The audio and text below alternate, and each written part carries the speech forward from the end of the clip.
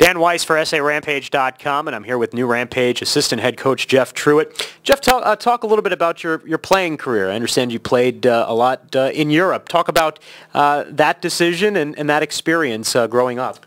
Yeah, it really was a situation where I wasn't planning on going over to Europe, but it just seemed to have popped up that I had an opportunity of going over to Air Scotland and playing out the rest of my career. And it was just funny. It's just one of those things. I had a phone call that came my way, and I didn't have an agent at the time, so everything was kind of done through me, and asking if I would come over and play in Scotland. The league over there had started up a number of years prior, but they were getting TV rights and getting a little bit more commercialized, at that point in time. So they asked me if I was interested in coming over, and I investigated it a little bit and wound up signing, a 3-year contract over there and spending 3 years over there, which was, number one, it was a learning experience at the beginning, but I really liked it over the period of time and had some success over there too in our playing career.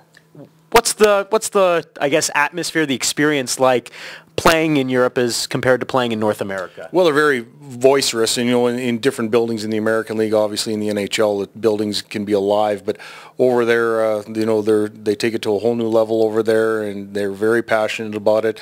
They might not understand all the rules at times, but all they know is that they want you to compete hard, and any success that you get is covered through local media very well, and it was a very exciting, journey going from city to city, just to see the different buildings, see how the different fans, took to the game of hockey, and they were well versed in it, when I got there. But with the additional championships that came in with it, and some of the more high-end players who got a lot of the media, that you could just feel the energy within the league. When did you first get involved in coaching, and what attracted you about becoming a head coach? Well, after I got done in Europe, I came back to Canada and wound up going to Lethbridge, Alberta, and I received a phone call from the local minor hockey association there saying that if I was interested, that there may be an assistant coaching position with a local midget team at the time that was ages 15 and 16. So I didn't even really know if I liked coaching or not, but I was invited to come out with a gentleman, and we went through a number of practices and actually got on the bench and started coaching, and really caught fire from there. And a year later, I was asked by a general manager in Lethbridge with the Lethbridge Hurricanes by the name of Bob Bartlett, who basically hired me as my first official job in the Western Hockey League as an assistant with the Lethbridge Hurricanes, and spent 3 years there, and then started the Camrose Kodiaks of the Alberta Junior League after that, and spent 3 great years there as well, and then got hired on with Mark Abscheid in Kelowna, and spent 7 years there, and going to 3 Memorial Cup championships and winning 1, and then after that just going to Springfield and going there for 2 years with the Edmonton Oilers. So it's been a bit of a journey, but you know what? That's what the business is all about. What do you identify your strengths as a head coach?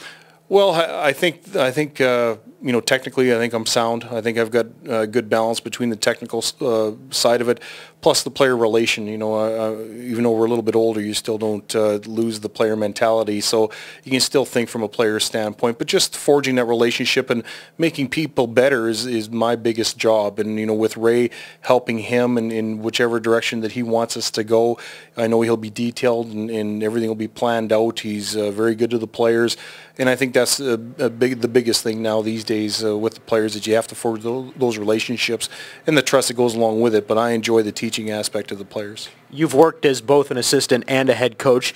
Does your style change based on the situation and the job? It certainly can, although people do know what your strengths are, and when you do have some strengths, that they want you to do those types of things. And the same thing with Ray, that there's going to be a number of meetings over the next few weeks of the technical side of it, and the players coming in. I'm fortunate that I do know a few of the players in the locker room, so it's not totally blind that way, but working with Ray and knowing how his personality is, I think it's going to be a great fit.